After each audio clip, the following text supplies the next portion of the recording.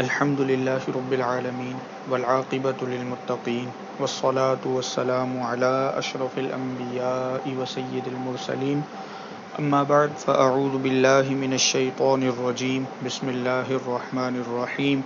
الصلاة والسلام عليك يا رسول الله وعلى آلك وأصحابك يا حبيب الله۔ آج کا ہمارا موضوع قرآن مجید فرقان حمید کی تلاوت کے آداب ہیں کہ ہمیں کس طریقے سے قرآن مجید فرقان حمید کی تلاوت کرنی چاہیے اور اس کے کیا آداب اور طریقہ کار بیان کیے گئے ہیں۔ قرآن مجید فرقان حمید کتاب ہدایت ہے۔ اس کی تلاوت کا مقصد ہرگز دل بہلانا یا وقت گزارنا نہیں ہونا چاہیے، بلکہ اس کا مقصد اولین انسانیت کی تعمیر اور اپنی سیرت کی تشکیل ہونا چاہیے، اور یہ مقصد تبھی حاصل کیا جا سکتا ہے کہ جب پڑھنے والے کو اس کتاب عزیز سے دلی لگاؤ ہو اور طبعی رجحان ہو، تبھی اس کے فوائد ہم حاصل کر سکتے ہیں۔ اس سے لگاؤ اور ربط کو پیدا کرنے کے لیے یا پھر تعلق کو جوڑنے کے لیے حکمائے اسلام نے کچھ آداب اور شرائط بیان کیے ہیں کہ جن کی پابندی کرنے سے قرآن مجید فرقان حمید کے فیضان کا جو دروازہ ہے وہ کھل جاتا ہے۔ تو آئیے قرآن مجید فرقان حمید کی تلاوت کے آداب کو سنتے ہیں، اور اس سے قبل قرآن مجید فرقان حمید کی تلاوت پر ابھارنے کے لیے، شوق اور جذبے کو بڑھانے کے لیے ایک حدیث مبارکہ قرآن مجید فرقان حمید کی فضیلت پر سنتے ہیں، اور اس کے بعد ہم اس کی تلاوت کے آداب سنیں گے۔ حضرت ابو امامہ رضی اللہ تعالی عنہ روایت کرتے ہیں کہ رسول اللہ صلی اللہ علیہ وآلہ وسلم نے ہمیں قرآن مجید پڑھنے کا حکم دیا، قرآن مجید پڑھانے کا حکم دیا، اور اس پر برانگیختہ کیا، یعنی ہمیں ابھارا، اور فرمایا کہ قیامت کے دن جب قرآن پڑھنے والے کے گھر والوں کو بہت سخت حاجت ہوگی، یعنی اس وقت ماحول ایسا ہوگا، انہیں سخت ضرورت ہوگی، تو قرآن ان کے پاس آئے گا اور مسلمان سے کہے گا مجھے پہچانتے ہو؟ وہ شخص کہے گا کہ تم کون ہو؟ وہ کہے گا کہ میں وہ ہوں جس سے تم محبت کرتے تھے اور اس سے جدائی کو ناپسند کرتے تھے، جو تم کو کھینچتا تھا اور تم کو قریب کرتا تھا۔ وہ شخص کہے گا شاید تم قرآن ہو۔ پھر قرآن اس کو اس کے رب کے پاس لے جائے گا، اس کے دائیں طرف فرشتہ ہوگا اور بائیں طرف جنت ہوگی، اس کے سر پر سکینہ یعنی اطمینان، سکون رکھا جائے گا، اور اس کے ماں باپ کو تمام دنیا سے قیمتی لباس دیے جائیں گے۔ وہ کہیں گے کہ ہمارے اعمال تو اس انعام کے لائق نہیں، یہ کس چیز کا صلہ ہے؟ قرآن مجید کہے گا کہ یہ تمہارے بیٹے کے قرآن پڑھنے کی وجہ سے ہے۔ سبحان اللہ۔ تو یہ قرآن مجید کی تلاوت، اسے پڑھنا، اسے پڑھانا، یہ انتہائی بابرکت کام ہے کہ جس کی برکتیں صرف اپنے تک محدود نہیں رہتی، بلکہ نسلوں تک اس کی برکتیں منتقل ہوتی ہیں، اور کل قیامت کے دن بھی انشاءاللہ عز و جل ہم اس کی برکتیں ضرور دیکھیں گے۔ اب ہم اس کے پڑھنے اور سننے کے کچھ احکام اور آداب سماعت کرتے ہیں کہ جو شخص بھی قرآن مجید فرقان حمید کی تلاوت کا ارادہ کرے، اسے چاہیے کہ وہ اپنے منہ کو ہر قسم کی بدبو اور جو بری طریقے کی اسمیل ہے، خاص طور پہ جیسے لوگ نشہ کرنے والے ہوں، تمباکو نوشی ہو، سگریٹ وغیرہ ہو، تو اس قسم کے جو لوگ ہیں وہ خاص طور پر احتیاطی تدبیر اپناتے ہوئے اچھی طرح پیسٹ وغیرہ کر کے منہ کو صاف کر لیں، اور خوشبو وغیرہ کے لیے الائچی منہ میں رکھ لینی چاہیے، یا دیگر عطر وغیرہ استعمال کریں اور خوشبو ضرور لگائیں، کیونکہ فرشتے تلاوت قرآن کے دوران حاضر ہوتے ہیں، اور بدبو سے ان کو تکلیف ہوتی ہے اور خوشبو سے انہیں راحت ہوتی ہے، تو اس کا ضرور اہتمام کرنا چاہیے۔ قرآن مجید فرقان حمید کو باوضو پڑھنا مستحب ہے، اور قرآن مجید اگر بغیر چھوئے پڑھ رہے ہیں، صرف زبانی پڑھ رہے ہیں، تو بے وضو پڑھنا جائز ہے، مگر بہتر یہی ہے کہ باوضو پڑھا جائے۔ لیکن اگر قرآن مجید کو آپ فزیکلی چھو رہے ہیں، ٹچ کر رہے ہیں، اس پر انگلی رکھ رہے ہیں، اسے پکڑ رہے ہیں، تو اس کے لیے آپ کا پاک ہونا، باوضو ہونا ضروری ہے۔ جب بھی تلاوت پاک کریں تو پاک اور صاف جگہ کا انتخاب کریں۔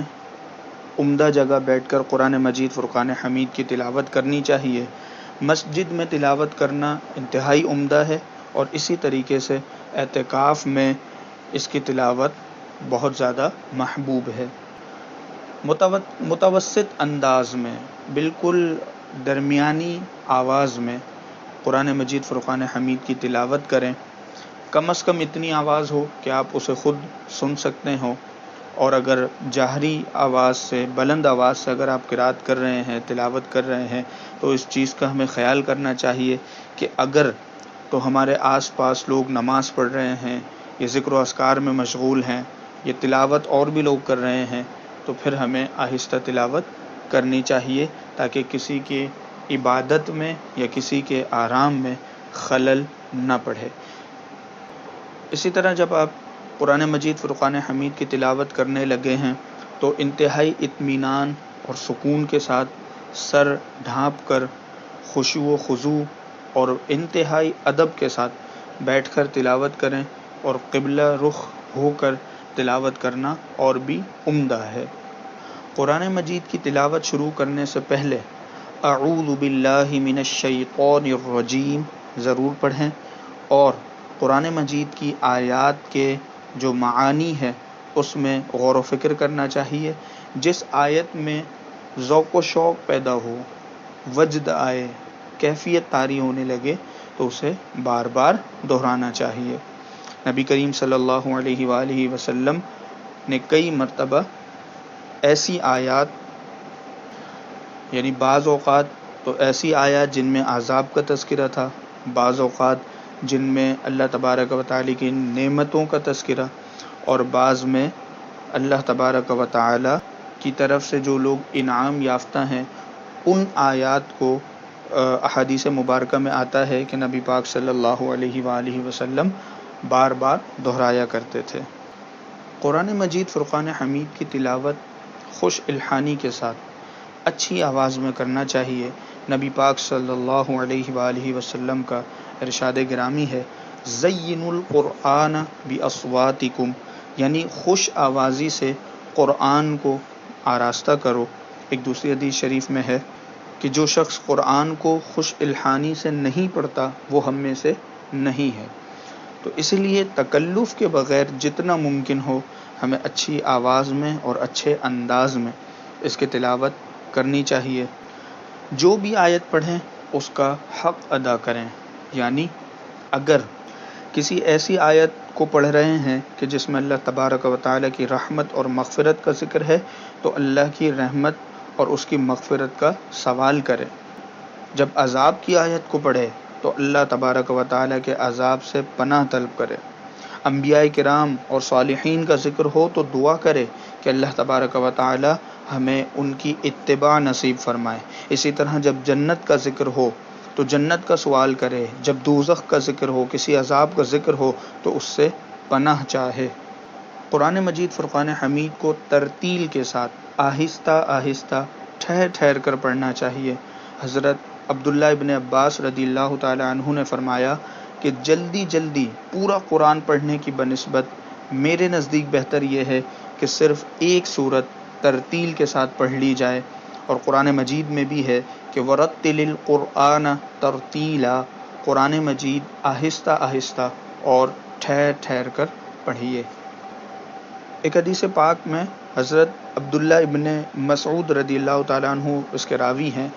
نبی پاک صلی اللہ علیہ وسلم نے فرمایا کہ کچھ لوگ قرآن پڑھتے ہیں اور وہ ان کے گلوں سے نیچے نہیں اترتا، لیکن جب قرآن مجید دل میں ٹھہر کر جم جائے تو نفع دیتا ہے۔ ترتیل کے ساتھ پڑھنے میں قرآن مجید کی زیادہ توقیر ہے، اس کا زیادہ ادب اور احترام ہے، اور اس کی دل میں زیادہ تاثیر پیدا ہوتی ہے۔ قرآن مجید فرقان حمید کی تلاوت کے دوران اس کا مکمل احترام ہمیں ملحوظ خاطر رکھنا چاہیے، اس دوران باتیں نہ کریں، ہنسنے سے بچیں، اور اگر کوئی اور تلاوت کر رہا ہے، آپ نہیں پڑھ رہے، کوئی اور تلاوت کر رہا ہے تو انتہائی خاموشی کے ساتھ اسے سننا چاہیے۔ قرآن مجید فرقان حمید میں ارشاد باری تعالی ہے، وَإِذَا قُرِئَ الْقُرْآنُ فَاسْتَمِعُوا لَهُ وَأَنصِتُوا لَعَلَّكُمْ تُرْحَمُونَ، اور جب قرآن مجید پڑھا جائے تو اس کو غور سے سنو اور خاموش رہو تاکہ تم پر رحم کیا جائے۔ اسی لیے جب بھی کوئی شخص قرآن مجید پڑھ رہا ہو تو ہمیں انتہائی خاموشی سے سننا چاہیے۔ قرآن مجید فرقان حمید کی تلاوت کے دوران اپنے دل کو اور اپنے ذہن کو تمام وسوسوں اور اندیشوں سے پاک کر کے انتہائی یکسوئی اور حضور قلب سے اس کی تلاوت میں ہمیں مشغول ہونا چاہیے۔ اس کی وجہ یہ ہے کہ یہ کوئی معمولی کتاب نہیں ہے، بلکہ یہ اللہ تبارک و تعالی کی وہ بہترین اور آخری کتاب ہے کہ جسے خاتم الانبیاء حضرت محمد مصطفیٰ صلی اللہ تعالی علیہ وآلہ وسلم کے قلب منیر پر نازل فرمایا گیا۔ قرآن مجید فرقان حمید کی تلاوت کے اختتام پر دعا لازمی کرے۔ حضرت انس بن مالک رضی اللہ تعالی عنہ جب قرآن مجید ختم کرتے تو اپنے گھر والوں کو جمع کر کے دعا کرتے، اور بعض احادیث صحیحہ میں ہے کہ قرآن مجید کا جب ختم ہو، یعنی ختم قرآن کے وقت اللہ کی رحمت نازل ہوتی ہے، اور ختم قرآن کے وقت دعا کرنا مستحب ہے۔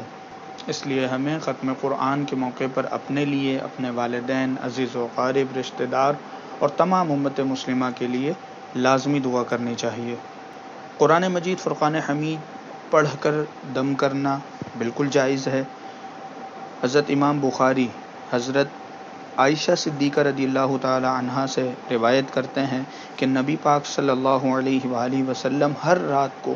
سورہ اخلاص، سورہ فلق اور سورہ ناس پڑھ کر اپنی دونوں ہتھیلیوں پر دم کرتے، پھر ان ہتھیلیوں کو اپنے سر اور اپنے چہرے پر اور جہاں تک ہاتھ پہنچتا ان ہتھیلیوں کو جسم پر پھیر لیتے تھے۔ یہ چند ایک آداب قرآن مجید فرقان حمید کی تلاوت کے حوالے سے ہے۔ اللہ رب العالمین ہمیں ان کے مطابق قرآن مجید فرقان حمید کی تلاوت کرنے کی توفیق عطا فرمائے، اور اس کے برکات و ثمرات ہمیں اس دنیا میں بھی اور آخرت میں بھی عطا فرمائے، اور اسے ہمارے لیے ذریعہ نجات بنائے۔ آمین بجاہ نبی الامین، وآخر دعوانا ان الحمد للہ رب العالمین۔